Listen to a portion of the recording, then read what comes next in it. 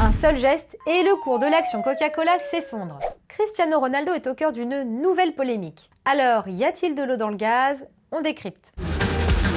Cristiano Ronaldo, joueur mondialement connu, star des réseaux sociaux, qui écarte d'un geste de la main 2 bouteilles de Coca-Cola en pleine conférence de presse pour préférer une bouteille d'eau. Cette séquence tourne en boucle depuis plusieurs jours. Sur Internet, dans les médias, tout le monde a vu ces images. Mais ce geste, qui semble pourtant si banal, aurait entraîné, selon la rumeur, une perte de près de 4 milliards de dollars pour la multinationale Coca-Cola. Et Coca-Cola, c'est justement l'un des sponsors principaux de l'Euro 2021. Autrement dit, ça tombe plutôt mal. Alors, pourquoi cette histoire fait-elle autant réagir? Cela ne vous aura pas échappé, mais depuis plusieurs années, les sportifs de haut niveau sont de plus en plus médiatisés. On les retrouve dans des pubs, à la télé, sur les réseaux. Et parfois, certains d'entre eux profitent de cette médiatisation pour faire passer des messages plus politisés. Par exemple, en décembre dernier, le footballeur Antoine Griezmann a mis fin à son contrat avec le géant du smartphone chinois Huawei.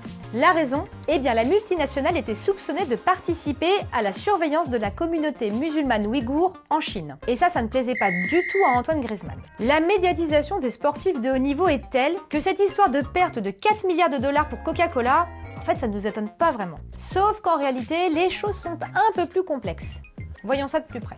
La bourse de New York a ouvert lundi matin, quelques minutes avant le début de la conférence de presse de Cristiano Ronaldo. Et oui, il faut prendre en compte le décalage horaire. Or, à l'ouverture, la valeur de l'action Coca-Cola était déjà en baisse par rapport à sa valeur lors de la clôture des marchés vendredi soir. Et elle continue de baisser pendant tout le temps qui précède le geste de Cristiano Ronaldo. On le voit d'ailleurs sur ce graphique. Il a été publié sur le site de CNBC, une chaîne de télé américaine qui diffuse des nouvelles financières 24 heures sur 24 et 7 jours sur 7.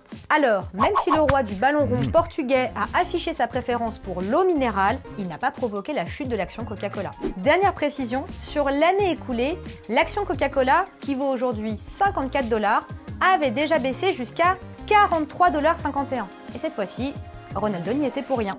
Bon, j'espère que vous y voyez désormais plus clair sur cette histoire de Coca-Cola et Ronaldo. Une fois encore, vous voyez que les histoires sont parfois plus complexes qu'elles n'y paraissent. Il faut donc éviter de faire des raccourcis et prendre le temps d'analyser chaque élément d'une info. Et si jamais vous avez encore des doutes, n'hésitez pas à vous rendre sur la rubrique Fake Off de 20 minutes.